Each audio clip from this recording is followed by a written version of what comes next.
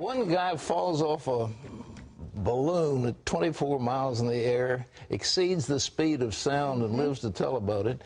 Johnny Cash wrote a song called I'll Walk the Line.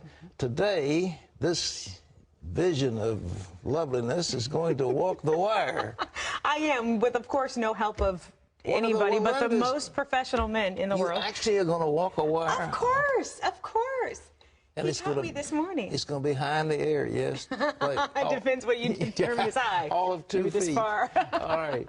Well, you'll have to stay around because that's coming up. Yeah. But anyhow, let's go to the news. A family business in Denver says it's fighting for its very survival. Why?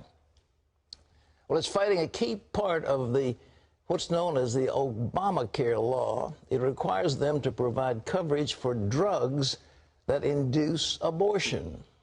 Pat, the business owners say they shouldn't have to do it because it violates their religious freedom. Paul Strand has the story. For decades, the Newland family's Hercules Industries has provided hundreds of jobs in the Denver area. And this Catholic family has lived out its faith by treating workers generously, with benefits like great health coverage.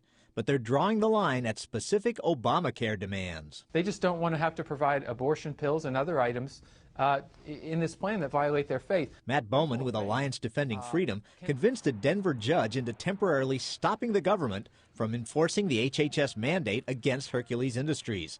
It's the first order of its kind against Obamacare. It was a preliminary injunction, and there's a lot of work that needs to be done. Bill Newland runs this heating and air conditioning company with other family members. All Americans, including family business owners, must be free to live and do business according to their faith. The Obama administration disagrees, arguing business owners must separate themselves and their faith from the business itself. They said in the court case that Hercules gave up our right for religious freedom when we made the free choice to enter the marketplace of commerce. But Bowman says that's exactly what the First Amendment is here to protect. It's none of the government's business whether you're a Christian serving the community in a nonprofit, whether you're a church, whether you're a Christian trying to follow the Lord in your Monday through Friday workday.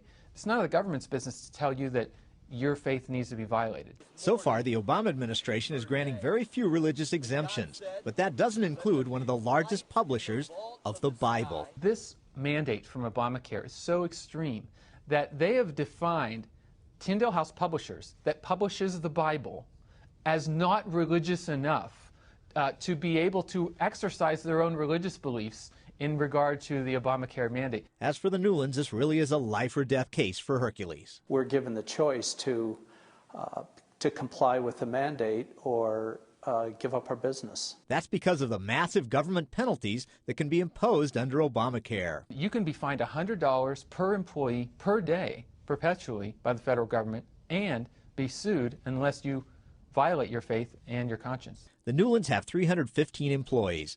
The penalties would quickly pile up into the many millions of dollars if they lost and chose not to drop their health coverage. If they drop their coverage, they still pay a hefty fine to the government. The numbers are crippling. They're numbers that could, if imposed legally, could shut down our business. So that's what it's come down to in America, at least for the family that runs Hercules Industries. If they lose their case, it's a matter of betray their faith, stop offering health care to their employees, or lose their company. Paul Strand, CBN News, Denver, Colorado.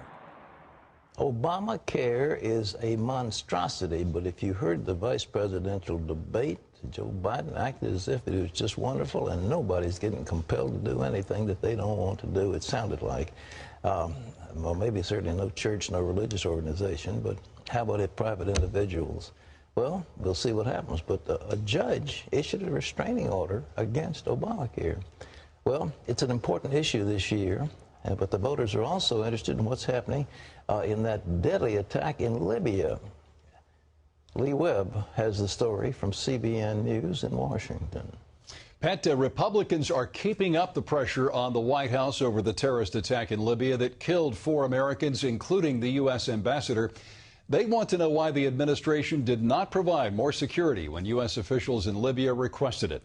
In last week's debate, Vice President Biden said, quote, "We didn't know about the security request." That response angered Republicans. So Obama campaign advisor David Axelrod took to the Sunday talk shows to explain what Biden meant. There's no doubt that some of these matters went into the Security Department at the state security agency at the State Department, but it didn't come to the White House, and that's what the Vice President was responding to. Meanwhile, administration officials blame the confusion on shifting intelligence information, but Republicans aren't buying that. There were no riot at all. So to say that, you're either very incompetent or you're misleading. The intelligence community on the ground in Libya has told Senator Corker and myself that within 24 hours they communicated up to Washington that this was a terrorist attack. The president of Libya on the same day said it was a terrorist attack. Democrats accuse Republicans of turning the death of Ambassador Chris Stevens into a campaign issue, but Senator Rob Portman of Ohio tells ABC News it's not a campaign issue, it's an issue, period. Pat? It's an incredible issue that the White House is covering up something that, not only covering it up, but lying about it. I mean, it's just flat out, they're lying, and they've been lying for weeks on end, and they still aren't coming clean with the full facts, and everybody's obfuscating. So you wouldn't do that if president, would you? Of course not. You'd tell the facts like it was. The facts and just the facts. Regardless of politics. Lee. Pakistani authorities have airlifted a 14-year-old girl activist to the United Kingdom for specialized medical care. A Taliban gunman shot and seriously wounded her a week ago because she criticized the Islamic group and advocates that girls be educated. A specially equipped air ambulance flew her to a hospital in Birmingham, England. Medical experts say she will need long-term care to recover. The attack has sparked hope, though, that the Pakistani government will finally step up its fight against the Taliban. Americans across the political spectrum are remembering longtime Pennsylvania Senator Arlen Specter today. He died Sunday morning after a battle with non-Hodgkin's lymphoma. The 82-year-old represented Pennsylvania for 30 years. He started and ended his political career as a Democrat, but he spent most of his time in Washington as a Republican. He lost his seat after he voted for President Obama's stimulus package in 2009 and switched to the Democratic Party. Specter also played a key role in many U.S. Supreme Court nominations. For example, he helped to block the conservative Robert Bork, but he also helped put Clarence Thomas on the High Court.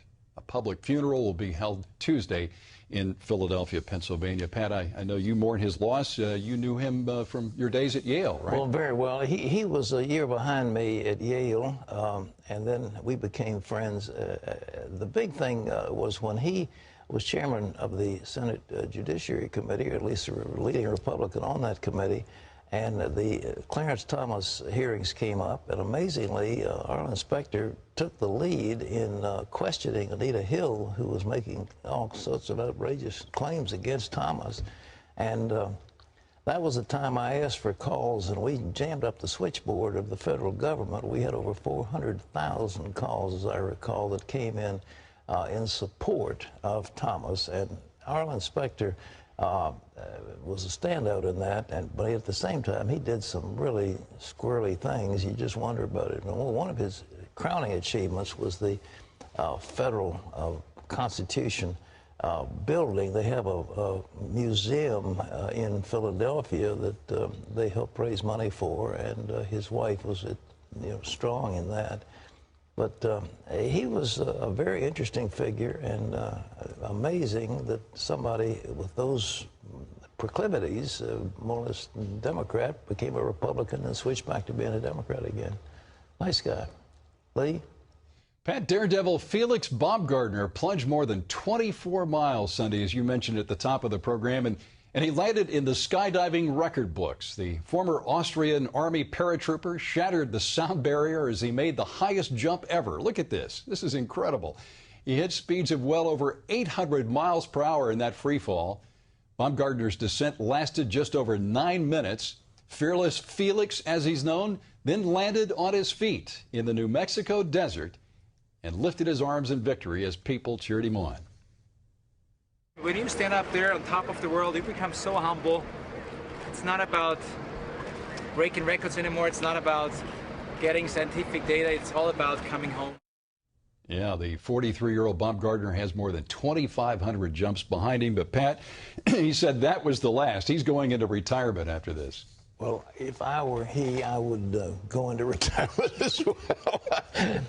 Apparently, Lee, as I understand it, he started spinning coming down, and it could have killed him, and he was in danger of losing his life, and somehow he corrected the spin, leveled the thing out.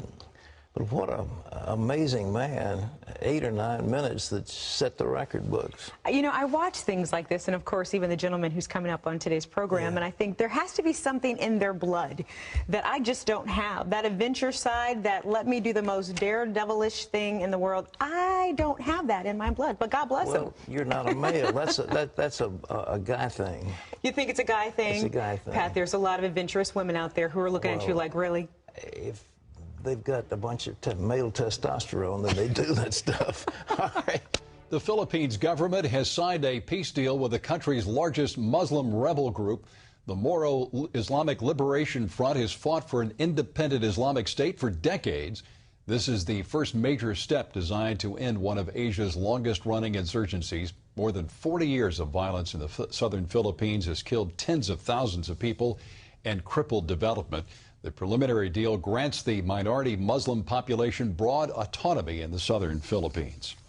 CBN's program Turning Point has been touching lives in Africa for 15 years. Recently, Turning Point won the Gold Award for Best Broadcast Program at the 2012 Christian Broadcasting Council Media Awards. Turning Point is a magazine-style program with testimonies, interviews, and inspirational music. It's viewed in 19 African countries, 12 Caribbean nations, the UK, and throughout Europe. And you can find out more about what CBN is doing around the world by logging on to cbn.com/international.